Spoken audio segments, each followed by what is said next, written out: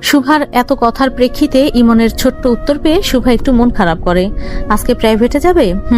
ব্যাস, তাদের কথা এখানেই সমাপ্ত হয়। ইমন তাকে গুরুত্ব দিচ্ছে না বলে শুভাও আর কথা বাড়ায়নি। ইরিন মেয়েটা কত মিশুকে, আর তার ভাই ইমন একটা আস্ত বেয়াদব। সেদিন তাকে কি ধমকটাই না দিল, আর এখন কেমন ইগনোর করছে, বেয়াদব ছেলে একটা। বাস থেকে নামতেই শুভার সাথে ইরিনের দেখা হয়। শুভা ইরিনকে পেয়ে বেশ খুশি হয়। শুভাদের ম্যাচ কলেজের কাছেই, সেখানে পর্যন্ত তাকে অটো করে যেতে হবে, আর ইরিনদের বাসা বাস স্ট্যান্ড থেকে কাছেই, তাই এখানেই তাদের বিদায় নিতে হয়। বাসায় গিয়ে পিয়াস মায়ের কোলে শুয়ে থাকে। মাও তার মাথায় হাত বুলিয়ে দিয়ে বলে, তোর এবার কতদিনের ছুটি হয়েছে? 3 দিনের। তোদের বিয়ে 3 মাস হয়ে গেল, তুই বাসায় আসছিস না, আর বউকে বাসায় তুলেও আনা হচ্ছে না। এভাবে চলবে কিভাবে? তোমার খুব কষ্ট হয়ে যাচ্ছে আম্মু? কি করব বলো, এখন আরো গুরুত্বপূর্ণ কাজে ব্যস্ত হয়ে পড়েছি। গতকাল যে আসলাম ওই কাজ ফেলে এসেছি।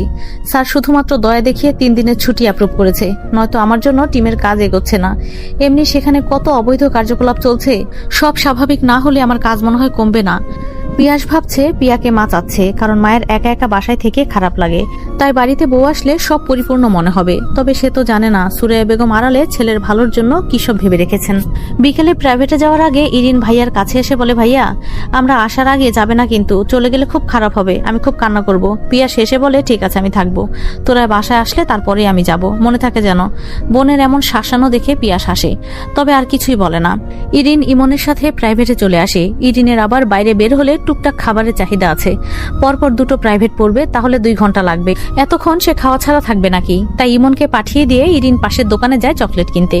সে দোকানে গিয়ে চকলেটের কথা বলে আবার আচারের প্যাকেট দেখতে থাকে।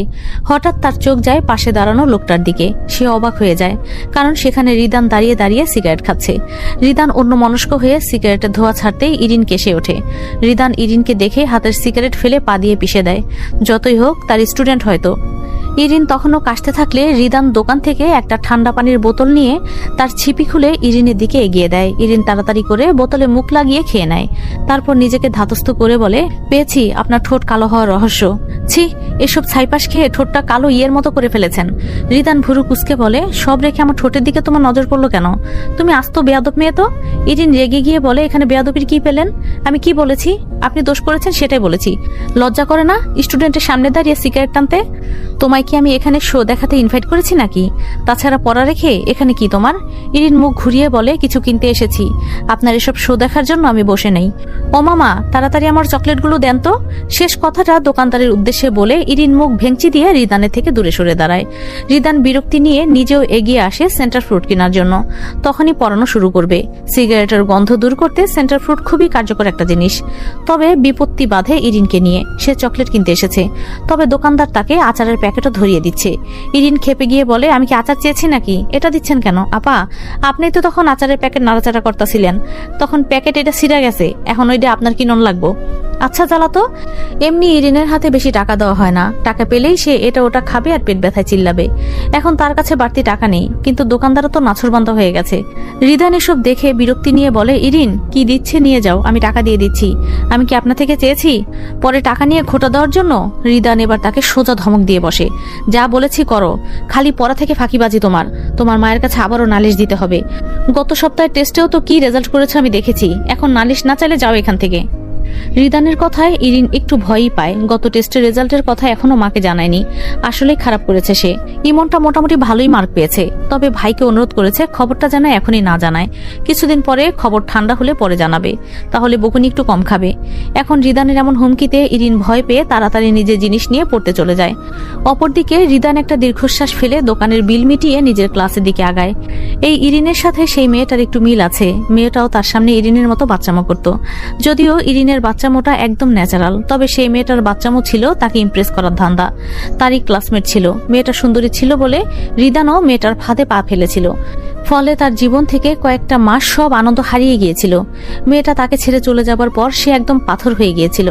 এখন আর কারো প্রতি তার কোনো অনুভূতি জাগে না। তবে ইরিন মেয়েটা আসার পর থেকে সব কেমন বদলাতে শুরু করেছে।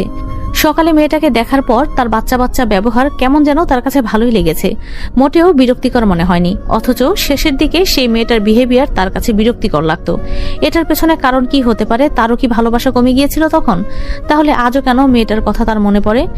যদিও মনে পড়লে আর ভালো লাগা কাজ করে না, বরং প্রচন্ড বিরক্তি কাজ করে। রাতের দিকে পিয়াস প্রিয়াদের বাসায় চলে আসে। প্রিয়া তখন ঘুমাচ্ছিল, সে বিকেলে ঘুম দিয়েছে, এখনো ঘুমোতেই আছে। এর মাঝে নওশিন বেগম একবার ডেকে এসেছে মেয়েকে, খাবার খেয়ে ওষুধ খেতে হবে। তবে প্রিয়ার কোনো খবর নেই। পিয়াস বাসায় এসে দেখে প্রিয়া ঘুমাচ্ছে। সে রুমে ঢুকেই শব্দ ছাড়া দরজাটা লক করে দেয়। যতই হোক বাসায় শ্বশুর শাশুড়ি আছে, আবার ছোট একটা শালিও আছে। নেহাত প্রিয়া অসুস্থ, তাই তো সে আসলো। প্রিয়া সুস্থ থাকলে সে ছুটিতে আসলেই প্রিয়াকে নিজেদের বাসায় নিয়ে চলে যাবে। এভাবে শ্বশুর বাড়ি এসে থাকতে তার বেশ সংকোচ হচ্ছে। গতকাল আসার সময় সে ব্যাগে করে কিছু ড্রেস নিয়ে এসেছিল, তাই এখন এসে আগে ওয়াশরুমে গিয়ে ফ্রেশ হয়ে একটা হালকা টি শার্ট আর ট্রাউজার পরে বের হয়। তারপর এসে প্রিয়ার মাথার কাছে বসে। মেয়েটা বেঘরে ঘুমাচ্ছে। সে যে এসেছে তার পাশে বসেছে, এসবের কোনো খেয়াল নেই। হয়তো এটা ওষুধের সাইড ইফেক্ট হতে পারে। শরীরে এত আঘাতের জন্য তো কত ওষুধ দিয়েছে ডাক্তার। ঘুমের ঘোরে প্রিয়ার মাথা একপাশে হেলে রয়েছে, সোজা হয়ে ঘুমাতে হচ্ছে তাকে। পায়ের আঘাতের জন্য পাশ ফিরতে পারে না, এজন্যই ঘুমাতেও খুব অসুবিধা হয় তার। মাথাটা বালিশ থেকে প্রায় নেমে গেছে, তাই মাথার চুলগুলো এলোমেলো হয়ে মুখের উপর আঁচড়ে পড়ে আছে। ঘুমের ফলে প্রিয়ার ঠোঁট দুটো সামান্য ফাঁকা হয়ে আছে। বিষয়টা পিয়াসের কাছে অনেক সুন্দর লাগে। প্রিয়ার মুখের কাছে হাত বাড়িয়ে ঠোঁট দুটো তার 2 আঙ্গুলে বন্ধ করে দেয়, তবে একটু পর আবারও আগের মতোই হয়ে যায়। পিয়াস আলগোছে পিয়ার মুখের ওপর থেকে চুলগুলো সরিয়ে দেয়। চুলগুলো কেমন রুক্ষ হয়ে আছে। অ্যাক্সিডেন্টের পর চুলে আর হাত লাগানো হয়নি, তাই 2 দিন আগের করা বেনিটা এলোমেলো হয়ে গেছে। সামনে থাকা ছোট ছোট চুলগুলো তাই প্রচন্ড জ্বালাচ্ছে প্রিয়াকে। পিয়াস প্রিয়ার মুখের ওপর থেকে চুল সরিয়ে কানের পেছনে গুজে দেয়। তারপর গালে হাত রেখে মৃদু স্বরে প্রিয়াকে ডাকতে থাকে। পিয়াসের ডাক প্রিয়ার কানে পৌঁছাতেই প্রিয়া একটু নড়েচড়ে ওঠে। পরে হাতের আঘাত পাওয়া অংশ বিছানার সাথে ঘষা খেতেই ঘুমের মাঝে সে চোখ মুখ কুঁচকে ফেলে। পিয়াস আবারও প্রিয়াকে ডাকতে থাকে। এভাবে বেশ কয়েকবার ডাকার পর প্রিয়া একটু বিরক্তি নিয়ে ঘুম ঘুম কণ্ঠে বলে, আম্মু যাও তো, এখন খাবো না, আমার ঘুম হয়নি এখনো। আমি তোমার স্বামী বলছি, ওঠো প্রিয়া, অনেক ঘুমিয়েছ, এখন না উঠলে পরে আর রাতে ঘুম আসবে না। আমি ঘুমাবো, আরো পরে ঘুমাবে, খাবার খেয়ে ওষুধ খেতে হবে তো। পিয়াস জোর করে প্রিয়াকে তুলে বসিয়ে পেছন থেকে বালিশ সরিয়ে নিজে সেখানে বসে পড়ে। পেছনের শক্তপোক্ত আশ্রয় পেয়ে প্রিয়া হাত দুটো দুদিকে ছড়িয়ে দিয়ে আবারও শরীর এলিয়ে দেয়। তার পিঠ এখন পিয়াসের বুকে স্থান করে নিয়েছে।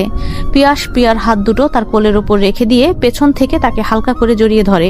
ঘুমের ঘোরে প্রিয়া এসব কিছুই অনুভব করতে পারছে না।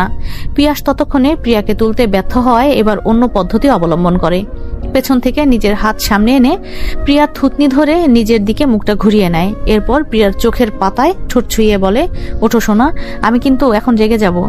প্রিয়ার ঘুম ততক্ষণে একটু হালকা হয়ে গেছে। সে পিটপিট করে চোখ খুলতেই পিয়াসকে নিজের দিকে এক দৃষ্টিতে তাকিয়ে থাকতে দেখে। পিয়াস এবার টুপ করে প্রিয়ার ঠোঁটে ঠোঁট ছুঁয়ে দেয়। এবার হুঁশে থাকায় প্রিয়ার গাল দুটো মুহূর্তে রক্তিম বর্ণ ধারণ করে। সে ড্যাব ড্যাব করে পিয়াসের দিকে তাকিয়ে থাকে। এটা কি হলো মাত্র? কিছু বুঝে ওঠার আগেই পিয়াস কি কাজটা করে বসলো। তবে পিয়াস একদম স্বাভাবিক, তার মাঝে কোনো দ্বিধা কিংবা লজ্জা নেই, কারণ প্রিয়া সম্পূর্ণটাই তার অধিকার। প্রিয়াকে তার দিকে তাকিয়ে থাকতে দেখে পিয়াস ভুরু নাচিয়ে বলে, কি হয়েছে, এমন স্ট্যাচু হয়ে গেলে কেন, আরো লাগবে নাকি? প্রিয়ার যেন কি হয়ে যায়, সে মন্ত্রমুগ্ধের মতো ওপর নিচ মাথা নাড়িয়ে জানায় আবারও লাগবে তার। প্রিয়ার সম্মতি দেখে পিয়াস একটু অবাক হয়, মুখ ফুটে বলে, একটুতেই কেমন টমেটো হয়ে গেছো, আরেকটা দিলে তো বোধহয় স্ট্রবেরি হয়ে যাবে। যদিও স্ট্রবেরি আমার ফেভারিট ফ্রুট। কথাটা শেষ করেই প্রিয়াকে কোনো প্রতিক্রিয়া দেওয়ার আগেই পিয়াস প্রিয়ার থুতনি চেপে ঠোঁটে বেশ সময় ধরে ঠোঁট ছুঁয়ে রাখে। ততক্ষণে প্রিয়া জ্ঞান হারানোর পর্যায়ে চলে গেছে। গতবার যাওয়ার আগে পিয়ার ঠোঁটের এক পাশে আঁকা পিয়াসের ঠোঁটের ছোঁয়ার রেশ অনেকদিন ছিল পিয়ার মাঝে। তাহলে এবারে করা পিয়াসের এই কাজের রেশ কতদিন থাকবে তা পিয়ার জানা নেই। পিয়াস প্রিয়াকে ছাড়তেই সে লজ্জা পেয়ে মুখ সামনে ঘুরিয়ে নেয়। ততক্ষণে তার ঘুম টুম সব হাওয়া হয়ে গেছে। তার অবস্থা দেখে পিয়াস হেসে বলে, যাক, তোমার ঘুম ভাঙাতে এই ট্রিকটা বেশ কাজে দিল। এরপর থেকে এভাবেই ঘুম ভাঙাবো, ঠিক হবে না বলো? প্রিয়া লজ্জায় কিছুই বলতে পারে না। প্রিয়াকে কিছু না বলতে দেখে পিয়াস পুনরায় বলে, হয়েছে, আর লজ্জা পেতে হবে না, সবে তো শুরু এসবের, এবার অসুস্থ বলে বেঁচে গেলে নেক্সট টাইম ডোজটা আরো মারাত্মক হবে ইনশাল্লাহ। প্রিয়া এবার এসব থেকে বাঁচতে একটু জোরেই বলে ফেলে, থামুন প্লিজ, আর কিছুই বলবেন না, আমার কেমন যেন লাগছে। পিয়াস মুস্কি হেসে বলে, ঠিক আছে, এবারের মতো ছেড়ে দিলাম, একসাথে এত কিছু সহ্য হবে না তোমার, দেখলে তো আমি কত ভদ্রলোক। প্রিয়া বিড়বিড় করে বলে ওঠে, চরম অভদ্র, অসভ্য লোক একটা। প্রিয়ার এখন হাত নাড়াতে অসুবিধা হয় না, হাতের কনুইয়ে শুধু রাস্তার সাথে ঘষা লেগে ছিলে গিয়েছিল, তাই তাড়াতাড়ি এখানের আঘাতটা শুকিয়ে যাচ্ছে। তবে হাতের আঘাতের সাথে কোনো কিছু ঘষা লাগলে হাতের ব্যথা অনুভব হয়। আবার পায়ের হাঁটুর নিচের আঘাতটা বেশ বড় ছিল, দুদিনে তেমন উন্নতি হয়নি। তবে অপর পা ভালোই আছে। ওয়াশরুমে প্রিয়ার জন্য একটা চেয়ার সদৃশ টয়লেট রাখা আছে। যেহেতু সে বসে কিছু করতে পারবে না, তাই ওটাই তার জন্য দরকারি।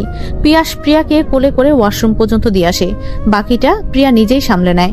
তারপর আবার তাকে রুমে নিয়ে সে বেডে বসিয়ে দেয়। খাবার নিয়ে আসি, তবে খেয়ে ওষুধ খেতে হবে, একটু পরে খাই। ঘুম থেকে উঠে এখন খাবারের রুচি পাচ্ছি না, একটু পরে আমি নিজেই বলবো। আচ্ছা, তোমার ইচ্ছে, তবে খেতে তো হবেই। এমনি তুমি নাকি খাবার নিয়ে অনেক তালবাহানা করো, তাছাড়া তার নিদর্শন তো আমার সামনেই দেখতে পাচ্ছি। শুকনো পাটকাঠির মতো হয়েছে তোমার অবস্থা, যেন একটু হাওয়া দিলেই উড়ে যাবে। নিজের দেহের এমন অপমান শুনে প্রিয়া সহ্য হয় না। সে কিছুটা রেগে বলে, নিজে একটা মোটা গন্ডার বলে কি সবাই কি গন্ডারের মতো দেখতে চান? আপনি একটা পেট মোটা গন্ডার, মাথা নষ্ট হয়ে গেল নাকি? আমার মতো ফিটফাট দেহকে তোমার কাছে গন্ডারের দেহ মনে হচ্ছে? একবার এই গন্ডারের নিচে পড়লে তোমার মতো প্রিয়ার কোনো অস্তিত্ব থাকবে না। আপনি কিন্তু। পিয়াসের শেষ কথাটা প্রিয়ার মাথায় খেলতেই সে চুপ হয়ে যায়। অপরদিকে পিয়াস মুস্কি মুস্কি হাসছে। প্রিয়া ঝগড়ায় হেরে গিয়ে মুখ ফুলিয়ে বসে থাকে। পিয়াস আর কিছু না বলে সোজা দরজা খুলে রুম থেকে বেরিয়ে পড়ে। ড্রয়িং রুমে আসতেই দেখে নওশিন বেগম বসে আছেন। পিয়াসকে দেখেই তিনি উঠে বলেন, পিয়া উঠেছে বাবা? কখন তাকে ডেকে এসেছিলাম, উঠতেই চায় না। না মা, ও উঠেছে। বলছিলাম যে প্রিয়ার খাবারটা আমার কাছে দিয়ে দেন, আমি খাইয়ে দিব। আর আপনারা সবাই খেয়েছেন তো? তোমার শ্বশুর একটু আগেই বাসায় আসলো, তোমার অপেক্ষা করছে, একসাথে খেতে বসবে। না মা, আপনারা খেতে বসে পড়ুন, আমার জন্য অপেক্ষা করবেন না প্লিজ, আমি প্রিয়ার সাথেই খেয়ে নেব। কিন্তু তোমাকে রেখে আমরা কিভাবে? সমস্যা নেই, খেয়ে উঠুন আপনারা, আমাকে নিয়ে এত ভাববেন না, আমার এসবে কোনো সমস্যা নেই। নওশিন বেগম আর কি বলবেন, উনি প্রিয়া আর পিয়াসের খাবার সাজিয়ে দেন। পিয়াস খাবার নিয়ে আবারও রুমে চলে আসে। রুমে এসে দেখে প্রিয়া এখনো সেভাবেই বসে আছে। পিয়াস খাবার নিয়ে এনে সামনে বসে বলে, হয়েছে, আর গাল ফোলাতে হবে না, মুখেই তো বলেছি শুধু, কাজের কাজ তো কিছুই করলাম না, এতে এই অবস্থা। প্রিয়া তার দিকে তাকিয়ে বলে, আরেকবার এসব কথা বললে আর খাবোই না, ওষুধও খাবো না। ওলে আমার পিচ্ছি বউটা আমাকে থ্রেট দিচ্ছে দেখা যায়। ইয়েস, ভয় পেয়ে গেলাম আমি, থাক আর কিছুই বলছি না, নাও খাওয়া শুরু করো। পিয়াস যে তার সাথে মজা করছে তা প্রিয়া স্পষ্ট বুঝতে পারছে। সে আর কিছুই বলে না, কারণ পিয়াসের এমন মজা করা তো সে নিজেও এনজয় করছে। পিয়াস আসার পর থেকে তার খুব ভালো লাগছে, তবে লোকটা তো চলেই যাবে আবার। তাই তার আগে এই কয়েকটা দিন একটু শান্তিতে কাটাতে চায় সে। তাই ঝামেলা না বাড়িয়ে সে চুপচাপ পিয়াসের হাতে খাবার খেয়ে নেয়। খাবার খাওয়ার এক পর্যায়ে পিয়াস কিছুটা আফসোসের ভঙ্গিতে বলে, ভেবেছিলাম বিয়ের পর বউয়ের হাতে খাবার খাবো, আমি আরামে বসে থাকবো আর বউ আমায় খাইয়ে দিবে। এখন তো দেখছি সব উল্টো হচ্ছে আমার সাথে। আমার বউটাই আমার থেকে সব সেবা নিচ্ছে, আমারও কপাল। পিয়াসের কথায় এবার প্রিয়া আর রাগ করে না, বরং তার কথার ভঙ্গি দেখে আরো হাসতে থাকে। প্রিয়ার হাসি দেখে পিয়াস বলে, হাসলে তোমায় খুব সুন্দর লাগে প্রিয়া, আর লজ্জা পেলে আরো বেশি সুন্দর লাগে। লজ্জায় যখন তুমি একদম স্ট্রবেরি হয়ে যাও তখন আরো কিউট লাগে দেখতে।